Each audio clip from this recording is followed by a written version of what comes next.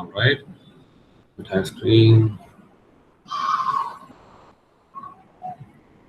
Okay, so let's get started. We will have, we'll first begin with maybe tutorial 6, and then we will go to the practice problems. So the instructions for quiz 1 are posted.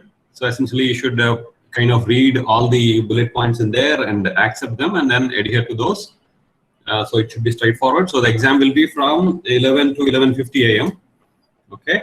And then you at 11:50 you should stop writing and then start scanning. Okay, and then upload by, you have about 20 minutes. So please don't delay after this thing. So please upload by 12:10 p.m. Okay, and after 12:10, I think by 12:15 Moodle will stop accepting solutions. Okay, so please upload by 12:10 or something like that, or before. Okay, whichever is whatever is possible. Okay. All right. So let me first again anyway look at tutorial 6. So we just started in our Thursday's lecture about the 4th chapter, that is message passing interface, and we also looked at the Hello World program. So essentially the first one says that you would just kind of download the MPI Hello World program and then try to run it on your either on your desktop or laptop or on Aqua, whatever is available to you, and then yeah, I mean essentially you would just run it and make sure that what it is printing is the what it is supposed to print. Okay, so that is the first question. Then the second question is basically modify the MPA program such that the host process should be designate this as process with rank 0. Excuse me, somebody wants to join or chat. Yeah, I'll come to that, Venu, little later. Okay. And then modify the MPA program such that the host process sends a hello message to all other process available in the communicator, and all the process receive and print the message they received. So essentially, in the program 1, what happened was we had all the messages, all the process send the message to process 0, and then process 0 was printing. Whereas in this one, I just wanted you to kind of do the reverse. Essentially, all other process available in the computer. So essentially, 0 will send a message to all other process. Okay, so it should be the reverse, and then and all other process receive and print the message they receive. Okay, so essentially, it is just the opposite of what the problem 1 has done. And then in the third question, we have write an MPA program in which the host process receives a single integer value. So instead of receiving a character string, here you basically have a single integer value will be received from all other process by host, which you can designate it as process 0, and then the process 0 will then add them and print the final sum to the screen. Okay. So yeah, so that's this should be straightforward to do. Any questions on the tutorial 6? Will you be able to run these and then finish this tutorial sometime next week or so? Is MPI part of the quiz portion? No, it's not. It's not. So the syllabus is only, I did not announce the syllabus. It was only until OpenMP, until the chapter 3, right? 1, 2, 3. Okay, thanks. Yeah, I mean essentially introduction, OpenMP, and numerical methods in OpenMP. Yeah, probably I don't know. Probably I thought I announced the syllabus. We will have one quiz on OpenMP and numerical methods in OpenMP. Quiz 2 will be on MPI and numerical methods in MPI, and then we have the quiz 3 which will be on OpenACC and numerical methods using OpenACC. Right. So that's what we decided. Probably I mentioned it in the beginning of the lectures, in the first lecture or second lecture, and then did not say it again. Okay, what about tutorial 6? Will you be able to do, all of you, now that you have access to Aqua and also to VPN?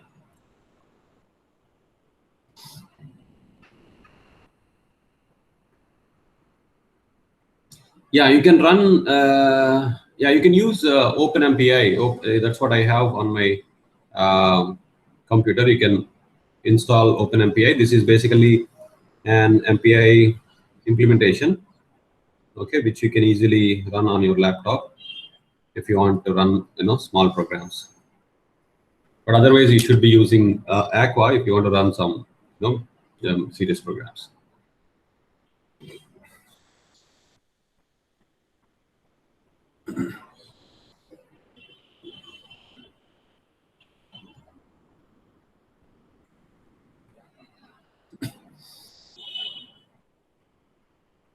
Okay, if that is the case, let me move on to the practice problems. Okay, for quiz 1. So before that, let me take up these questions here. Okay, so 2 MB limit is too strict. I used Adobe Scan to scan 6 pages for editor quiz and it generated 1.7. Yeah, I don't think you would need even 6 pages. So it should be, you should be writing smaller than that. I think 2 MB is probably sufficient. Okay.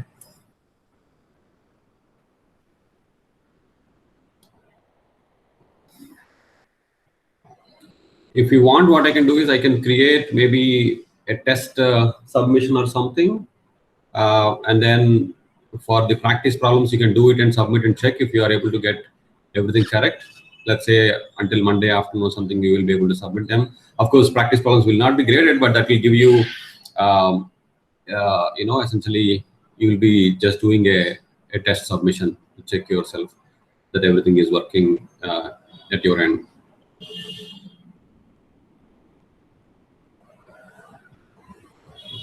Okay, then the next question is, will the difficulty level of the actual quiz be similar to practice quiz paper?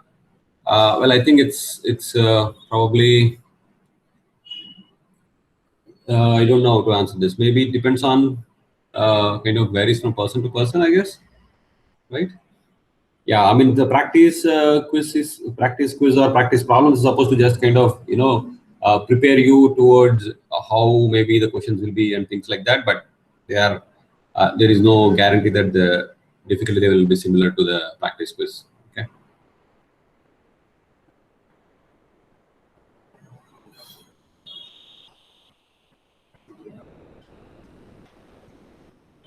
Pattern, yes. Pattern may be similar. Yeah.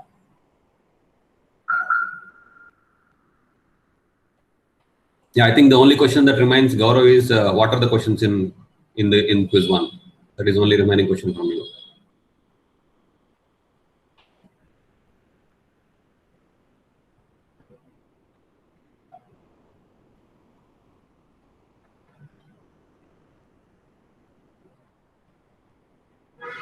Okay, let's see if we can solve this practice problems. So I hope you got a chance to look at them and solve. If not, maybe you can solve it afterwards. I will quickly discuss some of these. So all of the problems here. So a parallel program should produce the same result as that of the corresponding serial program. Okay, yes, we all understand that. And then, so a code fragment is given here. There are 2 arrays, A and B, of some size, and then there is a for loop here. Then there is OMP loop here, and then there is a private OMP for, and then there is another for loop, and there is OMP for here. So, okay. Now, would the above program produce a correct result, the same as produced by a serial program when run using multiple threads? Okay.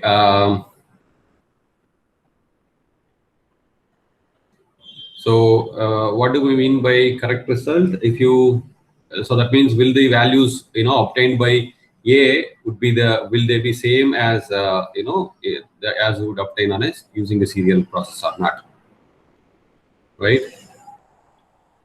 So we have, okay, these should have been different. So let's say if you have maybe a printf statement here, so would it actually produce the same values after every printf, right? For every printf.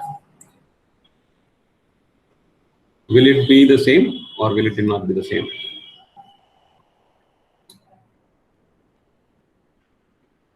So in this part, we are basically filling up A and B, and then A is initialized to 0 and 1 values, and everything else is 0.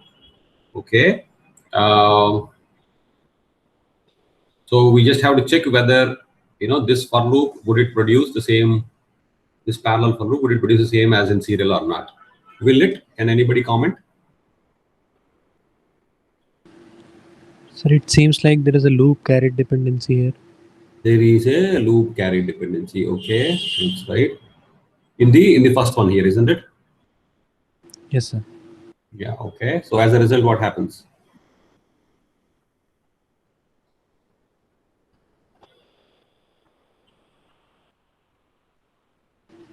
The answers would be different in parallel and serial. Be different. Yeah. So this is like this is like the Fibonacci, similar to the Fibonacci series we have learned, isn't it? Where it may produce. We have also run a program in there, so answers will be different. What about the second one? Second one also will suffer from the same problem or not?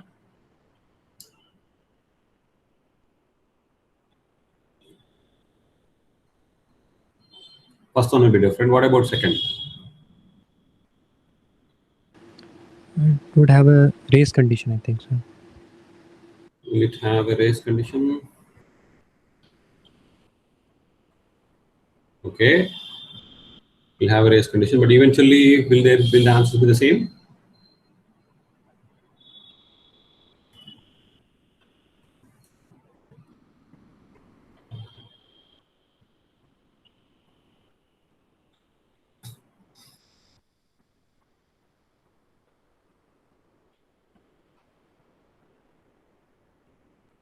So it will be the same, wouldn't it?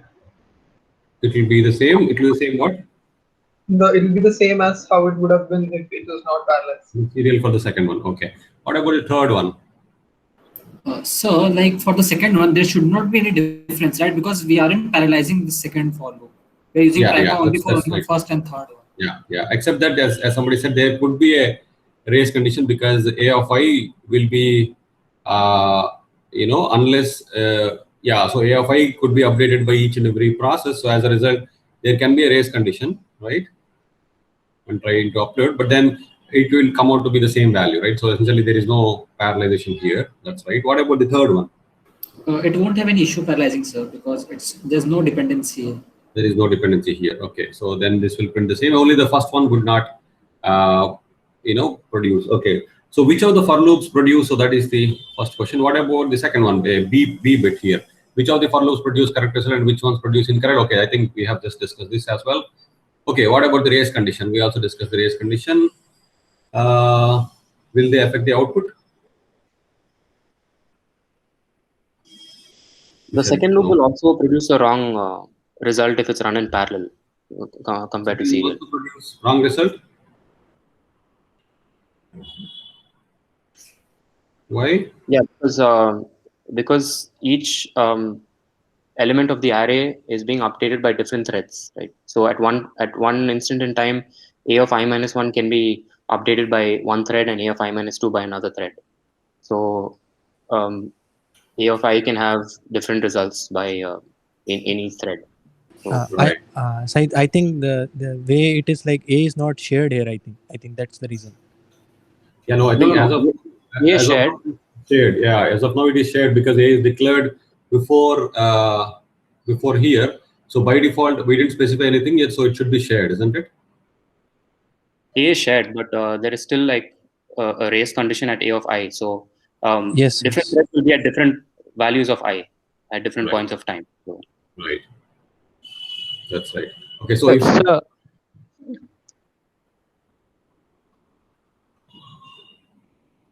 also there's no hash pragma OMP4 in the second loop. So each loop will actually, each thread will run from 2 to 100. Yeah, but that's not an issue. Yeah, that's not an issue. So all of them will do the same thing. Only thing is that if A were private, then things would have been very different, isn't it?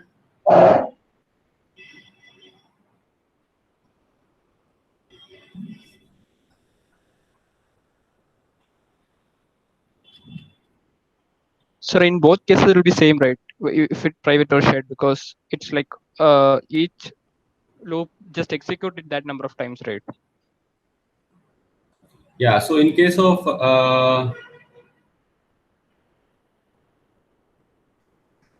so if it is private, it depends on if you copy. See, because if it is private, then you have to copy out the value of A, right? the array A, once it leaves the for loop, the elements will actually be deleted. I mean, they will be undetermined because it's private. Right. So we don't have any value in A. I So, think, but sir, we can call it private on the loop above, the larger one. Pragma OMP parallel private tag. There we can put it as private. So it should be fine, right? Okay, so maybe what we can do is, let us say that A is shared, okay, and then discuss whether it would produce the same result or not. So as pointed out, if A is shared, then there is a race condition, right? Because same A of I will be executed by all the processes. But will the result be wrong? Yes, sir. The result should still be correct. It should be correct, right? Because He's every trying thread to- is going to find A of 2, compute A of 2, then it's going to compute A of 3, it's going to do everything in order. Every thread. yeah, if it's private, it should give the correct result as the serial code. Even if it's shared, it should still give the same result. Even Yeah, if it's even- shared, so like every thread will give the same value to A of I. So Yes. even if there's a race Yeah. condition, there won't be any wrong answer. Right.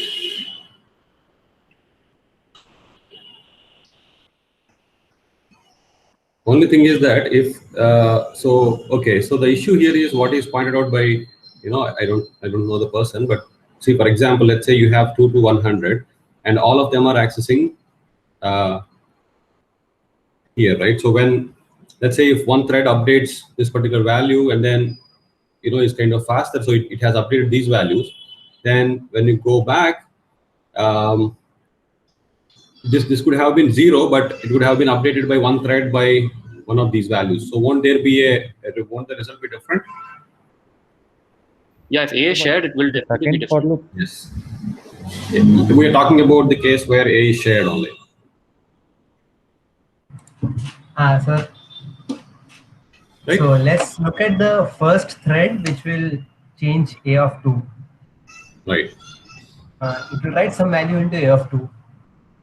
After that, the other threads may update A of 2, but it's going to write the same value into A of 2. Right. Now let's look at the first thread, which will update A of 3. It will Right. write some value into A of 3, and that's not going to affect the previous values of A of 2 or A of 1. Every other thread which will come later will write the same value into A of 3 again.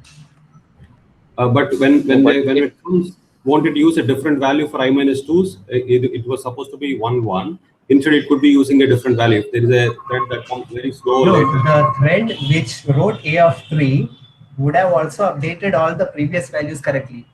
So the threads which come later will be using the value which this thread set. So it's using the correct value.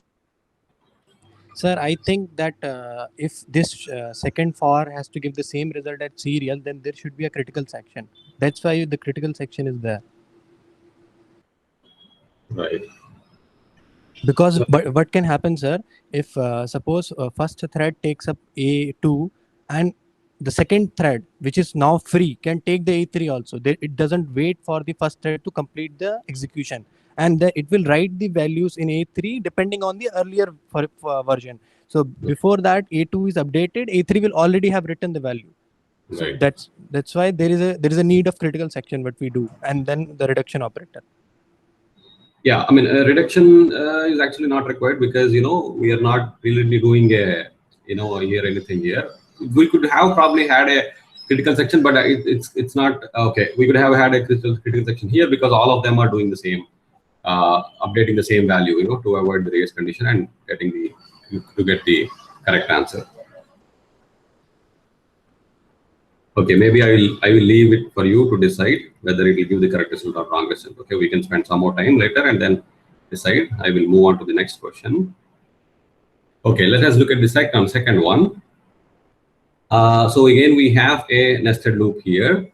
Okay, for I equals 0, I less than m I plus plus, j equals 0, j less than m j plus plus. So basically, m and n are two integer numbers which are filled, and then we have a matrix little a here, and a of ij equals there is a dependency on I minus 1 j, I j, and I plus 1 j. And then there is a division by 4. Okay, this is similar to the Poisson equation discretization we saw with some different numbers here. Okay, now it says parallelize the above nested loop using OpenMP. Explain the reason for your choice of parallelization. Now, if you were to parallelize this, how would you go about parallelizing it? Would you parallelize the for loop or the outer for loop or the inner for loop or both of them? I'd parallelize the inner for loop, sir, because there's no dependency in this case. Because in the statement for I1 we are using I minus 1 and I plus 1 for updating the value of I. But for j, it's like always j. Right. So what you mean to say is that we should not parallelize the outer one, we should parallelize the inner for loop. Yes. Right. That is because there is no dependency, there is no loop carried dependency here, isn't it?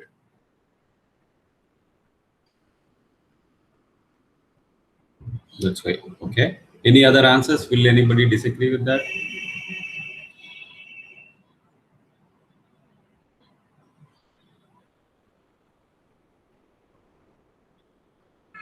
No? Okay. That is a simple problem, right? Very simple. Okay. What happened to the... Okay, it's here. All right. So second page, unfortunately, moved to third page. Okay, so we have considered the following system of linear equations. So 3 equations and 3 unknowns are given here. So basically, we have a matrix, and then x1, x2, x3 equals 0, 3, 2. Okay. Okay, so we have some coefficients here. It says solve the above system of equations using LU decomposition and obtain the solution vector x1, x2, x3.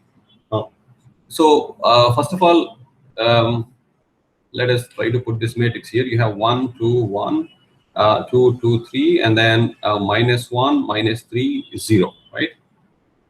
Okay, so will you be able to do LU decomposition for this? So this is a kind of a full matrix, right? This is not a banded matrix. So this is a full matrix. So all you have to do is, as we discussed in the lecture, you basically have to come up with a lower triangular matrix and an upper triangular matrix, and then find the coefficients, right? And then once you find it, you would basically do a forward substitution and a backward substitution and calculate the solution vector. Okay. So when it says use LU decomposition and obtain solution vector, you have to do, you should be doing the same thing. Okay. You can of course calculate in many different ways, but if you do it that way, you may not be given points. Okay. So please stick to that, and then that is fine. So what is LU decomposition? It is a direct method or a iterative method? It's a direct method. It's a direct method, right? Okay. It's a direct method. And the second bit here, B says perform one iteration of the Jacobi method, which is an iterative method, and report the values of solution vector. So you just have to do one iteration. Okay. You can get started with an initial guess of 0, 0, 0. And then you know that you have to use only the values of xk on the right hand side, right? While updating xk plus 1. So you would use that and then calculate what is the new solution vector x1, x2, x3 by means of Jacobi iteration. Now the third one says perform one iteration of the Gauss Seidel and report the values of the solution vector. Again, you would use 0, 0, 0 and you would perform the Gauss Seidel. Okay. Now for the fourth one, I don't know. So it says which one of the two iterative methods produces an answer closer to the exact solution. So so this is supposed to be after the first iteration. So which one do you probably think will produce a closer solution? I don't know. I think you have to comment after you do the iteration, isn't it? Or even if you don't do it, you can probably guess it from the Gauss Seidel iterative method. You know, the way how it is constructed. So what do you think about the question D here? I think it would be Gauss Seidel. Could be Gauss Seidel, yeah. Okay. Because it uses the updated values, isn't it? Yeah.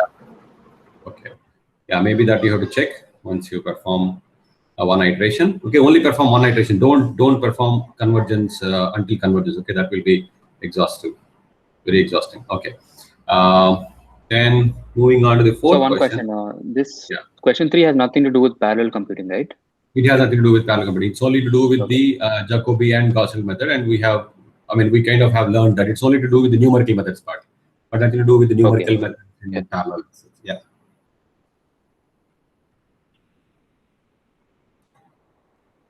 Okay, the fourth question is explain in your own words, using a small code fragment if required, about what does the following OpenMP directives and clauses mean and their use.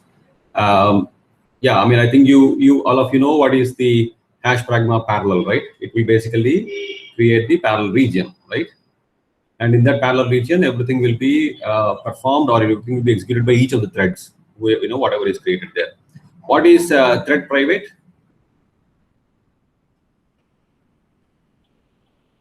When do we use? You have like a global variable which is which each thread carries throughout the entire program, through the entire. Yeah. So essentially, yeah. So this is basically global variable. So and if you want to preserve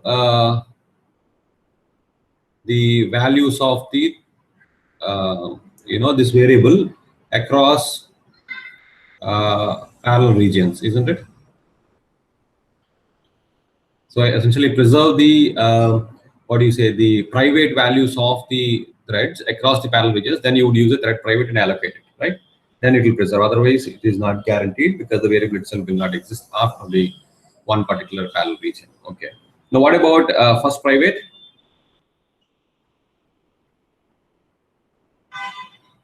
The initialized value before the hash pragma OMP, it will be carried into the.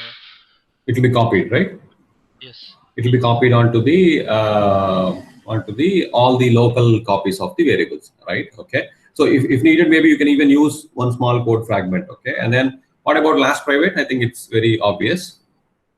Yeah, just the opposite of first private. Like initially, the values won't be defined, but just after the parallel section, its value will be preserved. Right. So it will be preserved, and the last private. Yeah. But do you remember which values will be copied to the last private? Because there are multiple values. Last one, which will be done by using serial. If serial code was run, which value remains in the end? Which value comes in the end? That one will be. Right. Okay. So essentially, this is the if the code were run in a serial mode, the whatever is the last indices, or those values should be copied onto the last private, because there is an ambiguity here. Okay. Fine. I think these are pretty straightforward. All of you understand it. Okay. Let's move on to the last question here. So it says, extend the red-black Gauss-Seidel iteration solver to the solution of a three-dimensional Poisson equation. Okay. So we only looked at 2D, and in that context, we looked at red-black Gauss-Seidel. So it says extend it to 3D, okay, on a uniform Cartesian grid, and write a small code fragment to accomplish the same by appropriately using relevant OpenMP directives. Now, first of all, is it possible to extend it to 3D?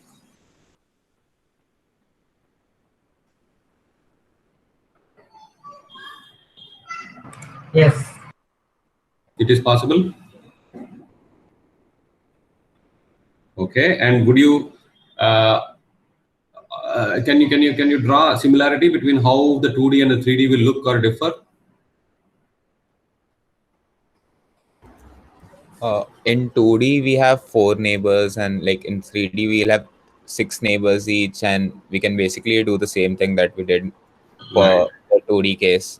And like every alternate neighbor, we can run a loop for every alternate neighbor. We can fix J and K and run it over I, and like keep increasing J and K in serial. Right. So essentially, you would get now 3 sets, isn't it? Or 3 coloring, isn't it? We could do with 2 coloring as well, right? You can do with 2 coloring as well.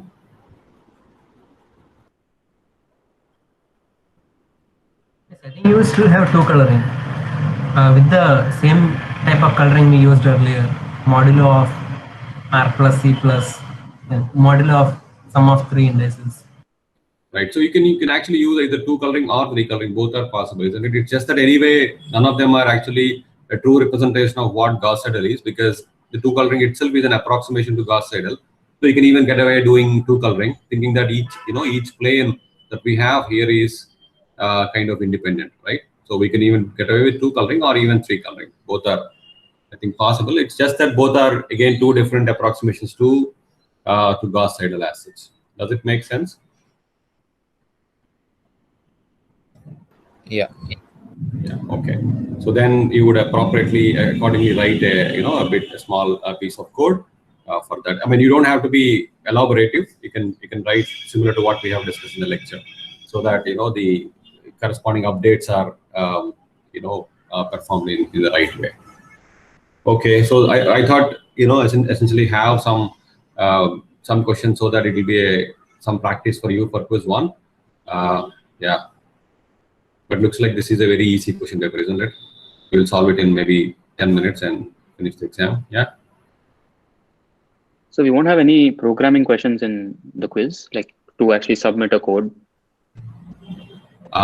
Submit a code. So the code submission, we thought, see, this quiz is for 50 minutes, right? I don't understand what you mean by submit a code. So there, whatever is the code. Is it purely pen and paper based, or do we have to also send you files with code? It will be truly pen and paper based, completely pen and paper based, because for 50 minutes we don't want to have a programming part in there. The only thing is that the programming part will be pushed to the projects and assignments, because you would have more time to do, and then you can use that those for the programming evaluations. Because these quizzes are essentially for understanding and checking, how much of it is understood and things like that, or can be reasoned out. So this will be completely pen and paper based.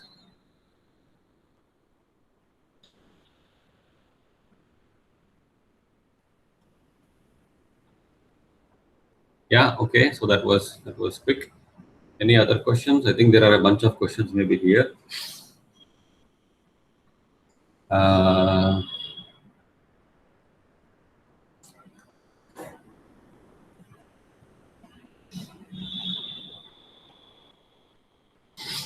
Third color, yeah, I mean, you can keep a set of k also constant and then come up with a third color as well, right? You can have, because the dependency will come from k plus 1 and k minus 1, so you can keep that as a fixed value and then work with that.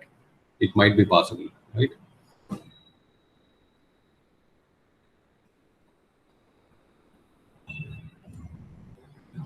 Yeah, any other questions?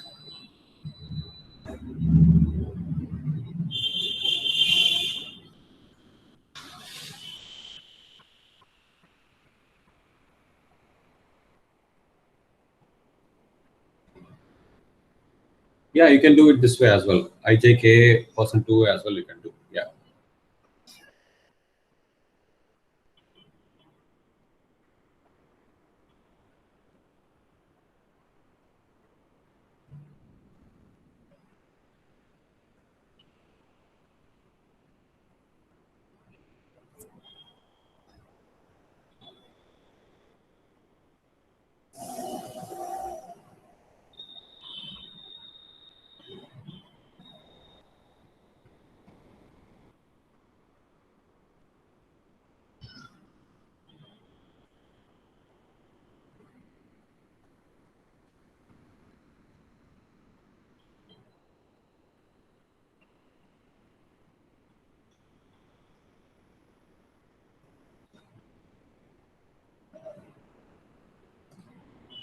Yeah, I already started getting some questions on, some people, like 1 or 2 people, they're unable to write the quiz 1 or something like that.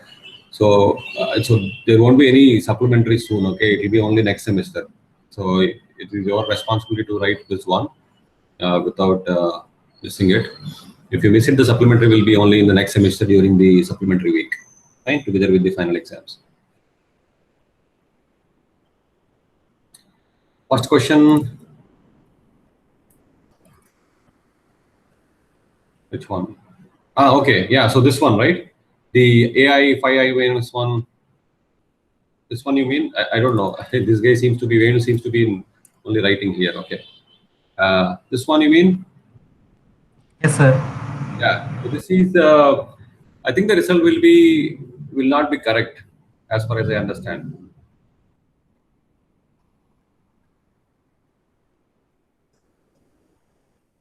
isn't it? Because all of them will keep updating, and if the a-1, a-2 get changed,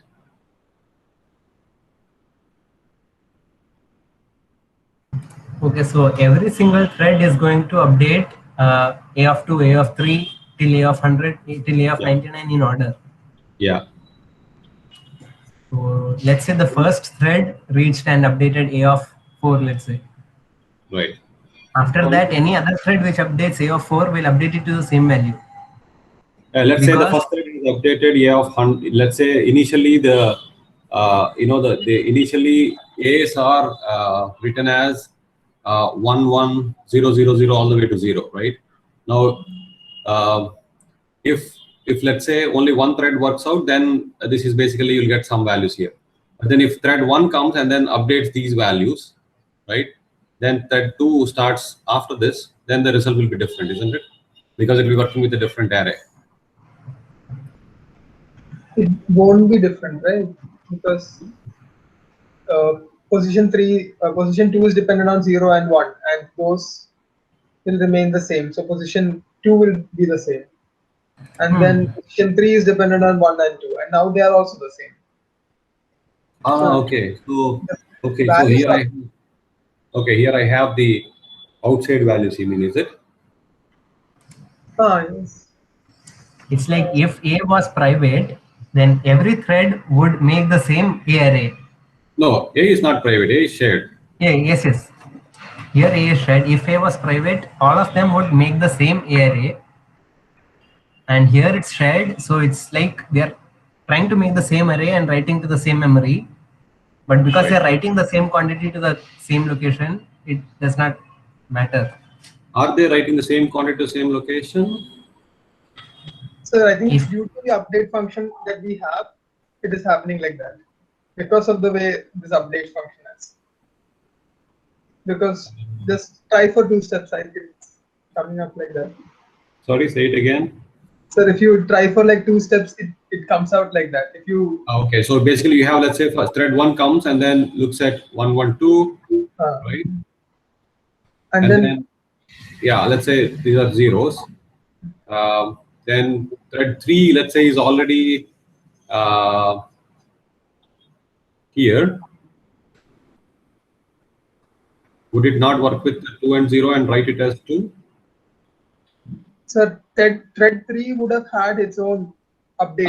So its own copies of when it comes here, it would again overwrite it, so it will basically the same value. Yes, that's the. Yeah, I think that's because of the way.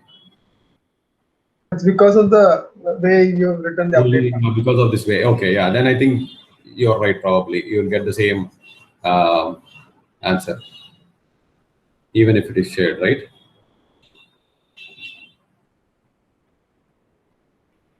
So if I add a dependency on A of I, would it be different?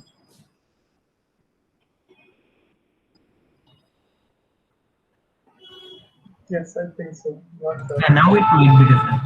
Yeah, I think if I start adding dependency from A of I, it will be different because I only added on I-1, I-2, it will come out to be the same values. Yeah, okay. Yeah, anything forward now will make it dependency, will start giving different results. So I still don't understand how you get the same result with the way you've written the update. Yes, the same. Sorry?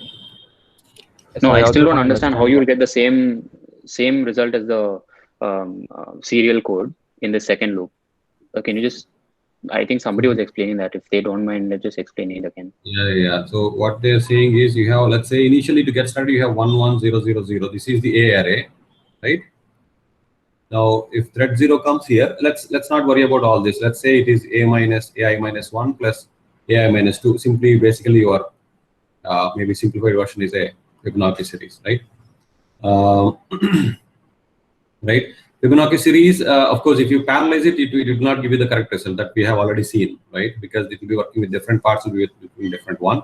But now we don't have the parallelization, right? It's basically the same threads being executing these values. So thread 0 comes here, and let's say it will come here, and then it is updating 1 1 2 3, 5 8, and so on, right? Well, let's say thread 1 has not started until thread 0 has finished. Okay, so thread 0 has finished all the 100 elements and it has exited, and thread 1 now starts. That is the worst possible scenario, right? Now thread 1 comes, and again it will start with 1, 1, 2, and so on, right? It will fill the same values. Okay.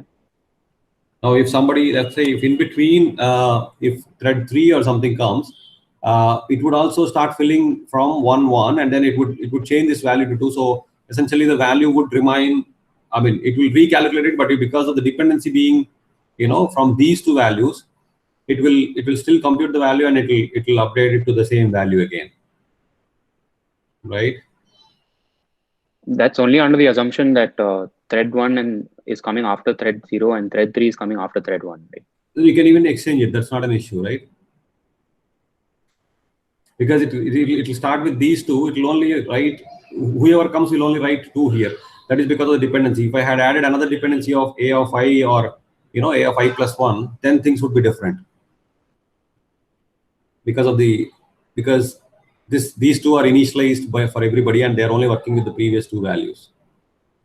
And every thread has to first go through these 2 before it goes to the calculation of this value. If there was a dependency on a of I, then this order would matter, right? Because now it will either work with 0 or 2 will depend on when thread 3 arrives here. Does it make sense?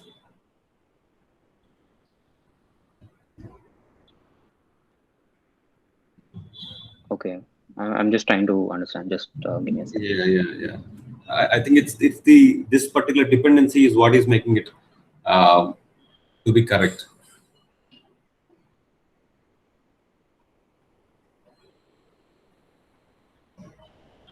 Sir, in the third for loop, will there be in the third for loop? Is that a critical section?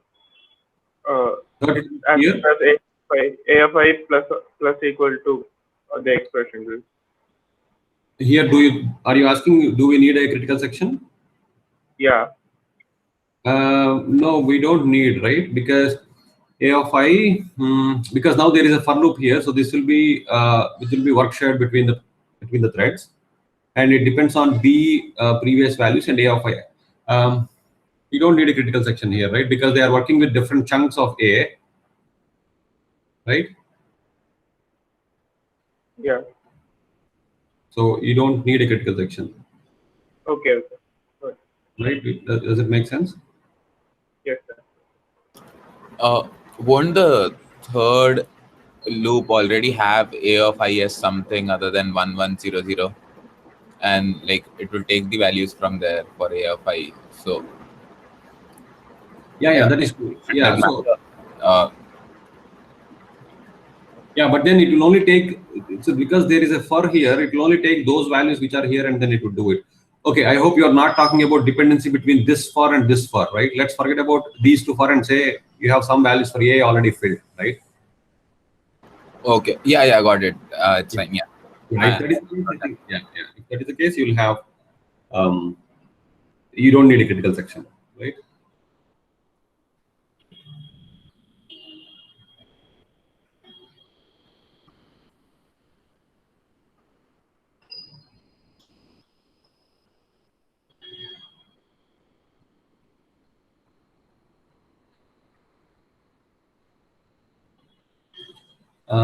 The confusion is if each thread is updating A of I to a particular value or each thread is adding its citation. Yeah,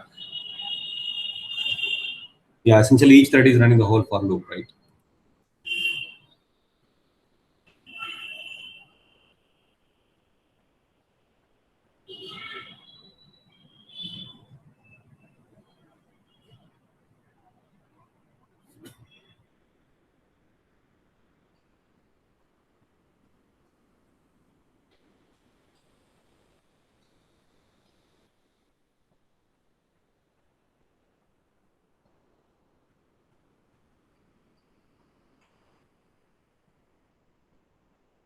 Any other questions, anybody?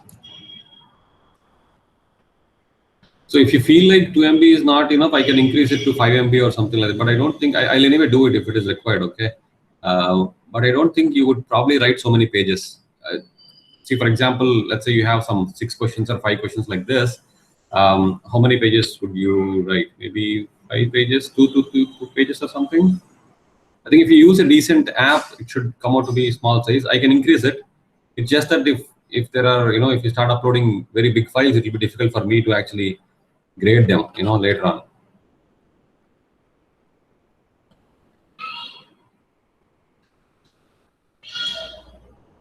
I'll check and upload maybe to 5 MB or something. Increase it to 5 MB or something. Okay.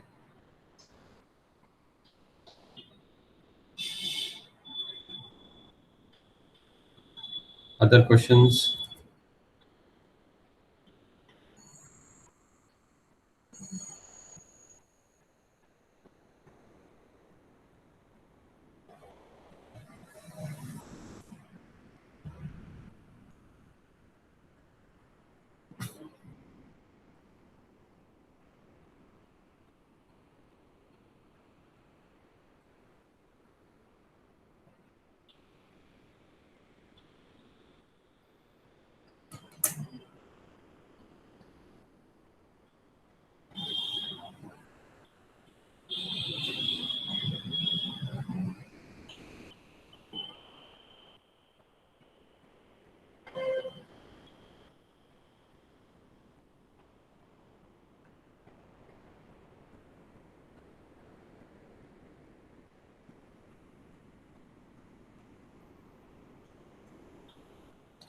There is something after OMP for not like a barrier, but something similar.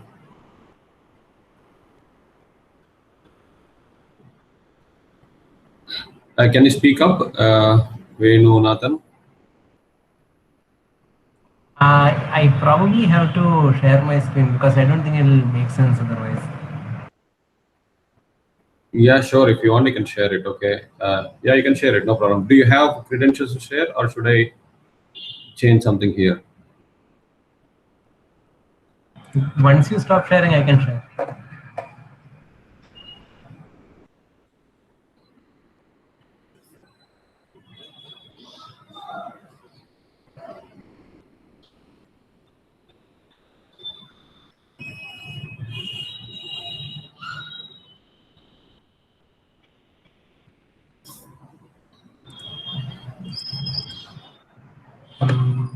Okay, here let's say thread indexed as 3 comes here and it waits for a long time. After that, it updates this variable. Now, let's say there was no barrier here, nothing. That would be same as this being.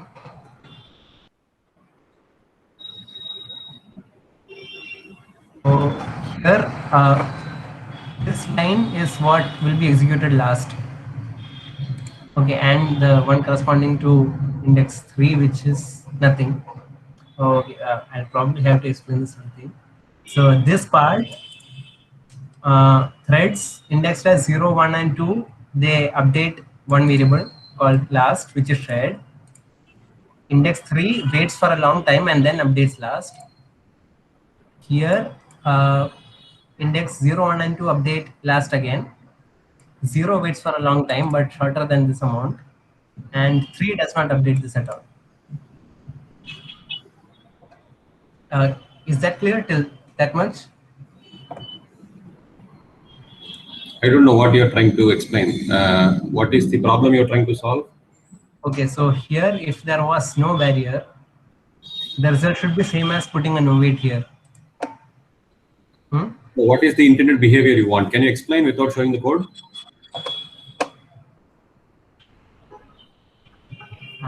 I'm not sure how it will make sense without showing the code. Okay, what is it that you want to? What is the? I want to check whether there is a barrier present here or not after this OMP for. Okay. If there is no barrier present, then the behavior should be same as having a no wait after this for.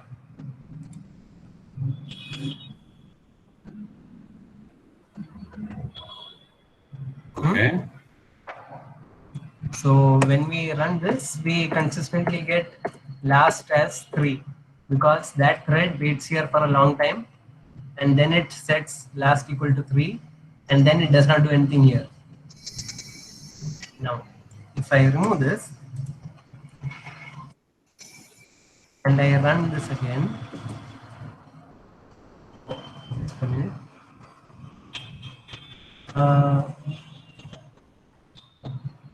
Okay, I did not save this, sorry. Now you are getting different results. And it's not even deterministic, it's giving 0 sometimes, 2 sometimes. Right. And the third thread is the one taking the longest amount of time here. And the third thread is not even what's making the updating the last variable last.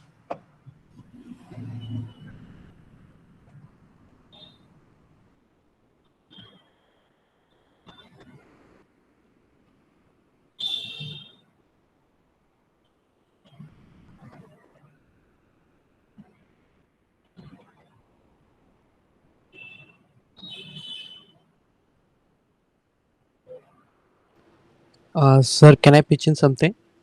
Yeah, go ahead, please. I have read it somewhere, Venu. Actually, sometime what happens, this the long wait you have put in the form of for loop, sometime it doesn't work because the compiler, when it compiles the file, it removes that because there is no function happening, nothing you are doing. Sometimes because there are advanced compilers which can read out these while compiling the code, so they remove these parts, and they will execute it, but they will put it at the end of the code because there is nothing, nothing is dependent on those for loops. So maybe because of that, you have to check it with the compiler. Okay, so if this part was entirely removed, you would still expect some threes to be present here because then it's running just like all the other threads. And also, I checked this earlier because if you put a no wait here,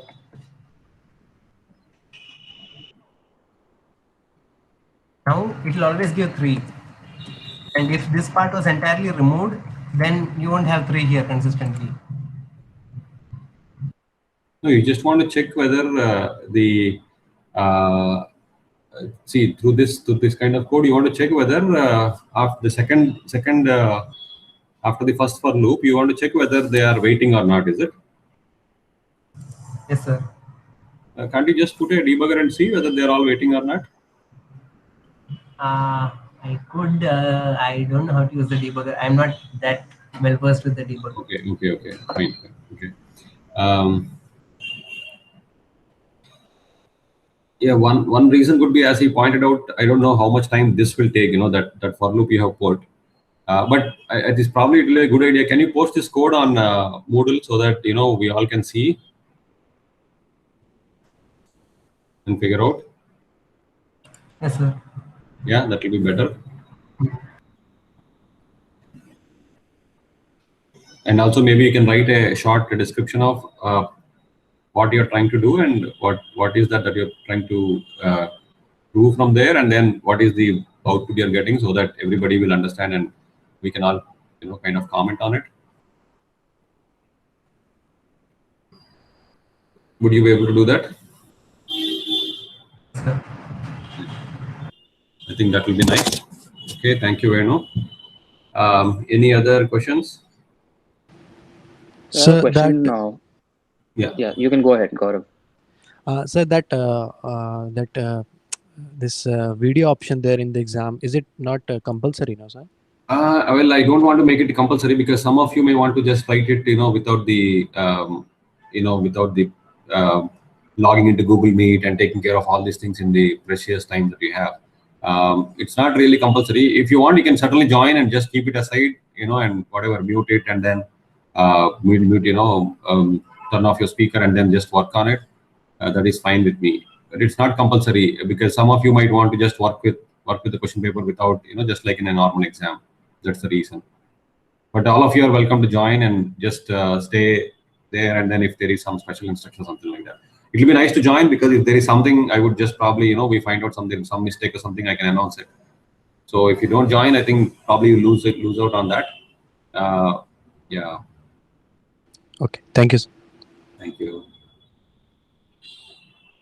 I have a question to Professor Rupesh on the Aqua cluster.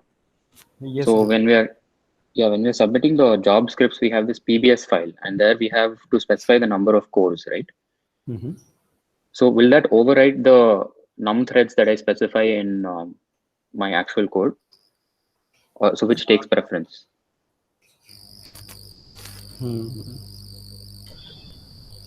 Or should it be the same?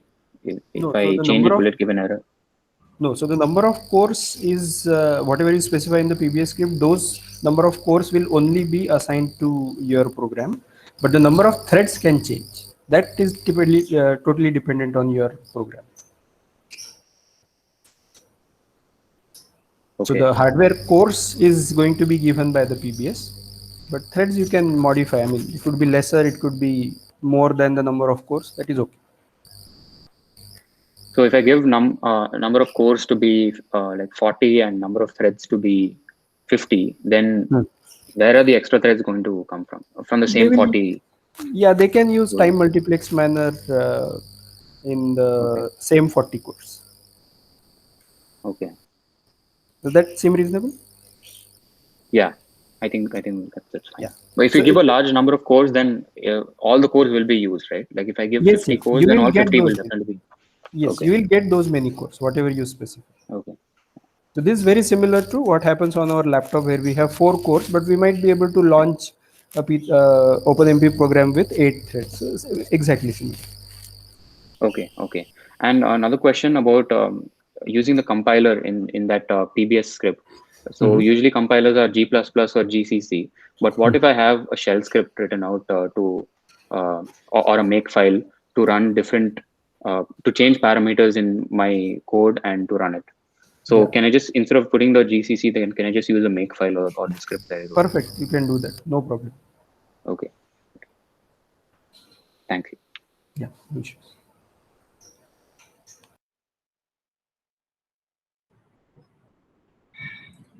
Any other questions?